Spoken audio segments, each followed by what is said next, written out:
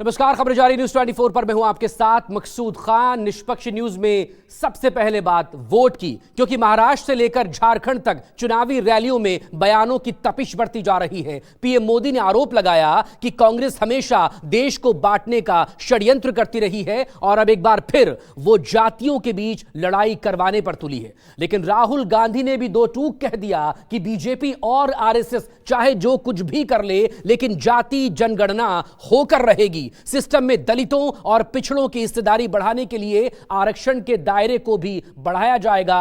50% की दीवार ढहा दी जाएगी जब तक दलितों पिछड़ों को उनकी आबादी के मुताबिक हिस्सेदारी नहीं मिलेगी। इंडिया गठबंधन चैन से नहीं सोएगा।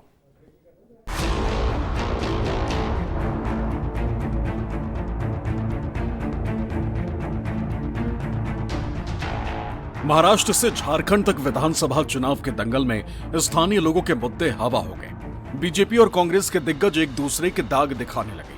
औरों को आग लगाने वाला खुद को आग बुझाने वाला बताने लगे। जिन पर जनता की हिफाजत की जिम्मेदारी थी वो भी जनता को डराने लगे।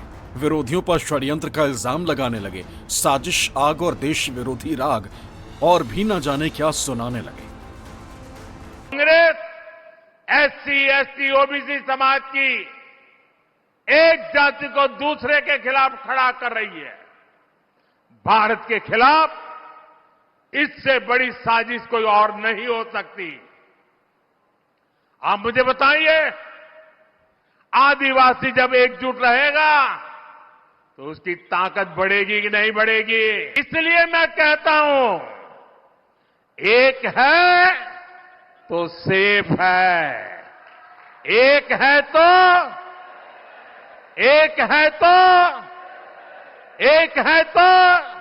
जहां भी बीजेपी के लोग जाते हैं वो भाई को भाई से लड़ाते हैं। एक धर्म को दूसरे धर्म से, एक जात को दूसरी जात से, एक भाषा को दूसरी भाषा से लड़ाते हैं, गुस्सा नफरत फैलाते हैं। मणिपुर को इन्होंने जलाया। आज तक हिंदुस्तान का प्रधानमंत्री नहीं गया है, आज तक नहीं गया है। मतलब उन्होंने ये बात मान ली कि मणिपुर जैसा प्रदेश है ही नहीं। प्रधानमंत्री, प्रदेश जल गया, प्रधानमंत्री आज तक उस प्रदेश में नहीं गए। नफरत के बाजार में मोहब्बत की दुकान खोलेंगे और हिंदुस्तान में सब लोग प्यार से, इज्जत से एक साथ मिलकर रहेंगे। जाति जनगणना की जिद पर अड़े राहुल से खफा बीजेपी के सर्वोच्च नेता पीएम मोदी ने आरोप लगाया कि कांग्रेस एक जाति को दूसरे जाति से लड़ाने का खेल खेल रही। लेकिन राहुल ने पूछा कि अगर 90% लोगों का हक छीना जाएगा तो क्या वो खामोश बैठे रहें, शोषण और जुल्म को अपनी नियति मान लें?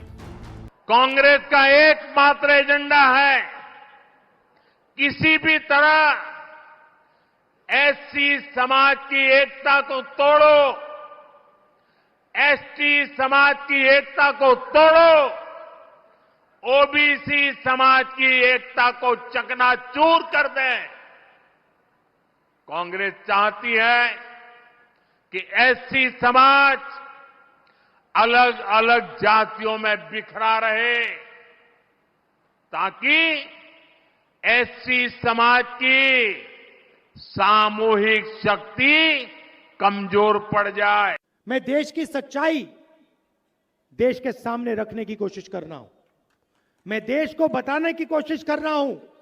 90% लोगों को बता रहा हूं कि कहा जाता है कि यह देश आपका है, मगर इस देश की भागीदारी में आपके लिए कोई जगह नहीं है। इस देश का पैसा आपके हाथ में नहीं है। इस देश की संस्थाएं आपके हाथों में नहीं है। यह मैं कह रहा हूं। और जब भी मैं ये कहता हूं, बीजेपी के नेता कहते हैं राहुल गांधी बांट रहा है।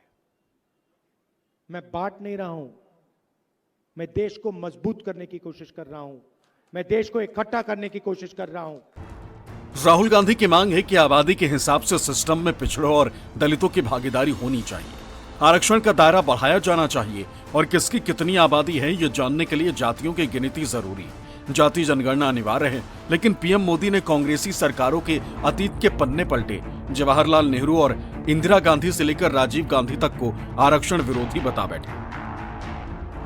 आजादी के समय हमारे बाबा साहब आम्बेडकर ने बहुत कोशिश की थी कि शोषितों वंचितों को आरक्षण मिले, लेकिन नेहरू जी अड़े हुए थे कि किसी भी कीमत पर दलितों, पिछड़ों, आदिवासियों को आरक्षण नहीं दिया जाएगा। बहुत मुश्किल से बाबा साहब दलितों और आदिवासियों के लिए आरक्षण का प्रावधान करा पाए, उनको लड़ाई लड़नी पड़ी। हिंदुस्तान के लोग, आदिवासी, दलित, पिछड़े वर्ग के लोग, इनकी इस देश में भागीदारी नहीं है। कॉर्पोरेट इंडिया में नहीं है, जुडिशियल सिस्टम में नहीं है, मीडिया में आप दिखा दो मुझे। आप मुझे मीडिया में, नेशनल मीडिया में एक आदिवासी एंकर दिखा दो, एक दिखा दो मुझे, एक दलित दिखा दो, एक पिछड़े वर्ग का दिखा दो, नहीं मिलेगा। आप में कोई कमी नहीं है, आप में कोई कमी नहीं है। हिंदुस्तान का पिछड़ा वर्ग, दलित वर्ग, आदिवासी वर्ग कोई भी काम कर सकता है। राहुल गांधी लगातार कह रहे हैं कि देश की नौकरशाही में दलित और आदिवासी अफसरों की तादाद नगण्य है और जब तक ये सूरत नहीं बदलती, दलितों, पिछड़ों के लिए विकास का मतलब बेमानी होगा। लेकिन पीएम मोदी का इल्जाम है कि कांग्रेस दलितों, पिछड़ों और आदिवासियों के बीच दरार पैदा कर रही है। कांग्रेस का एजेंडा है कि देश भर की आदिवासी जातियां आपस में लड़ती रहे, उनकी सामूहिक आदिवासी ताकत खत्म हो जाए। कांग्रेस ने जब धर्म के नाम पर ऐसे ही साजिशें रची थी तो देश का बंटवारा हो गया था। अब कांग्रेस एससी, एसटी, ओबीसी समाज की एक जाति को दूसरे के खिलाफ खड़ा कर रही है। भारत के खिलाफ इससे बड़ी साजिश कोई और नहीं हो सकती। इस देश में तकरीबन 8% आदिवासी हैं, 15% दलित हैं और तकरीबन 50% ओबीसी है, और उसमें आप 15% माइनॉरिटी जोड़ दीजिए।